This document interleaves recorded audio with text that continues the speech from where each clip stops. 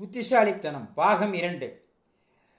தன்னுடைய மொபைல் ஃபோனில் பேசுவதற்காக அந்த பேச்சாளர் வெளியே சென்ற பொழுது உள்ளிருந்த பேச்சாளர் அவருடைய பேச்சுக்கள் அடங்கிய குறிப்புகளை எடுத்து படித்து, ஆகா, நம்முடையது ஒரு நன்றாக இருக்கிறதே என்று இதையே நாம் பேசிவிடுவோம் என்று ஒரு சிறிய வஞ்சனை செய்தார். பிறகு பேச்சு போட்டி ஆரம்பித்தது. இந்த அடுத்தவருடைய பேச்சை திருட்டுத்தனமாக படித்தவர் தான் முதலில் அடைக்கப்பட்டார்.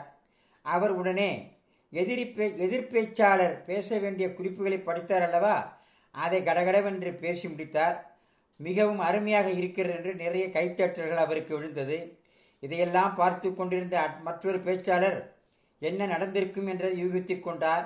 சரி, இதற்கு நாம் சரியாக ஒரு பாடம் கற்பிக்க வேண்டும், இவர் ஒரு பெரிய திருட்டு வேலை செய்திருக்கிறார் என்று நினைத்து கொண்டு அவருடைய பேசும் முறை வந்த பிறகு அவர் என்ன செய்தார், நாளை பார்க்கலாம்